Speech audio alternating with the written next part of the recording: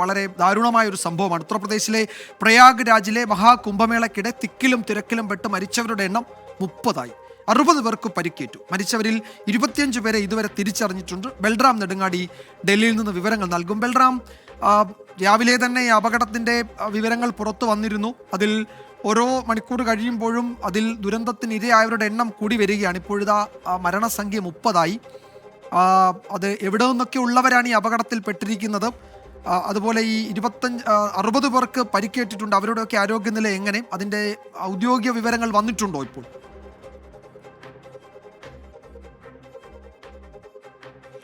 വിജയകുമാർ, രാവിലെ മുതൽ തന്നെ മഹാകുംഭവേളയിലെ തിക്കിലും തിരക്കിലും 10ഓളം പേർ മരിച്ചതായുള്ള അനൌദ്യോഗികമായ റിപ്പോർട്ടുകളാണ് പുറത്തു വന്നത്. എന്നാൽ ഇക്കാര്യം ഔദ്യോഗികമായി തന്നെ ഉത്തർപ്രദേശ് സർക്കാർ സ്ഥിരീകരിച്ചിരിക്കുന്നു. ഈ കുംഭമേള പ്രദേശത്തിന്റെ ചുമതലയുള്ള DIG തന്നെയാണ് ഇക്കാര്യം സ്ഥിരീകരിച്ചിരിക്കുന്നത്.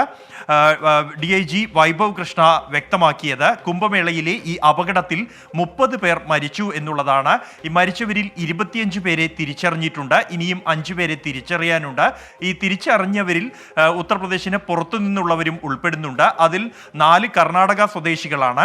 കൂടാതെ അസമിൽ നിന്നും ഗുജറാത്തിൽ നിന്നുമുള്ള ഓരോരുത്തരും മരിച്ചവരിൽ ഉൾപ്പെടുന്നു. മറ്റ് ഉള്ളവരെല്ലാം തന്നെ ഉത്തർപ്രദേശ് സ്വദേശികളാണ്. ഇനി 5 പേരെ തിരിച്ചറിയാനുണ്ട്. അവരെ തിരിച്ചറിയാനുള്ള ശ്രമങ്ങൾ ആരംഭിച്ചതായും പോലീസ് വ്യക്തമാക്കുന്നുണ്ട്. കൂടാതെ 60 പേർക്ക് പരിക്കേറ്റിട്ടുണ്ട്. അതിൽ ഇപ്പോൾ നിലവിൽ 36 പേർ ചികിത്സയിലുണ്ട് എന്നാണ് അദ്ദേഹം വിശദീകരിക്കുന്നത്. ഇന്നലെ രാത്രി 1 മണിക്കും 2 മണിക്കും ഇടയിലായാണ് ഈ അപകടം ഉണ്ടായത്. ഈ അഖാഡയുടെ സമീപം സ്ഥാപിച്ച ബാരിക്കേഡ് തകരുകയായിരുന്നു. തുടർന്ന് ആളുകൾ നിലത്ത് വീഴുന്ന സാഹചര്യമുണ്ടായി.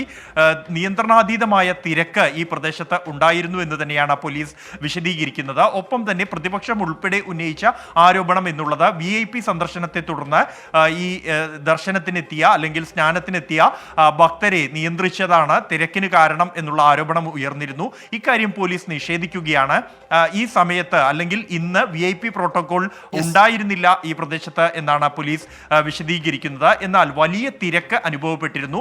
ഉത്തർപ്രദേശ് മുഖ്യമന്ത്രി യോഗി ആദിത്യനാഥ് തന്നെ ഇന്ന് മാധ്യമങ്ങളെ കണ്ട ഘട്ടത്തിൽ ഇന്ന് 10 കോടിയോളം പേർ വിശ്വാസികൾ സ്നാനത്തിനായി എത്തിയിട്ടുണ്ട് എന്നുള്ളതാണ്.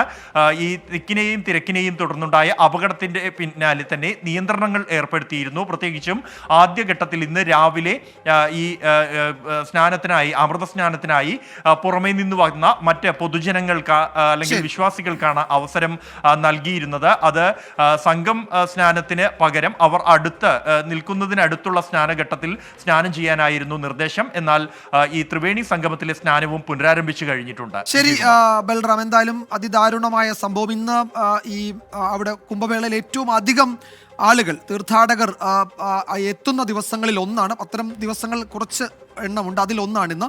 അതുകൊണ്ട് കോടിക്കണക്കിന് ആളുകൾ, 10 കോടിയോളം ആളുകൾ ഈ ദിവസം ഇന്നലെയും ഇന്നുമായി അവിടെ എത്തിയിട്ടുണ്ട്. കഴിഞ്ഞ ദിവസങ്ങളിൽ വന്നവരൊക്കെ അവിടെ തുടരുകയായിരുന്നു. അവർ ഈ ഇന്നത്തെ ദിവസത്തെ ചടങ്ങ് കൂടി പങ്കെടുത്തേ പോകുള്ളൂ എന്ന നിലയിൽ അവിടെ തുടരുകയായിരുന്നു. അപ്പോൾ അതെല്ലാം കൂടി ആയപ്പോൾ കരുതിയതിനേക്കാൾ അപ്പുറത്തേക്ക് ആളുകൾ അവിടെ എത്തി എന്ന വിവരമൊക്കെ അവിടെ നിന്ന് മാധ്യമപ്രവർത്തകർ റിപ്പോർട്ട് ചെയ്യുന്നുണ്ട്. അപ്പോൾ എന്തായാലും വലിയ ദുരന്തം. 25 പേരെ തിരിച്ചറിഞ്ഞിട്ടുണ്ട്. 60 പേർക്ക് പരിക്കുണ്ട്. മരണസംഖ്യ 30ആയി. വിശദാംശങ്ങളാണ് ബൽറാം ഡൽഹിയിൽ നിന്ന് പങ്കുവച്ചത്.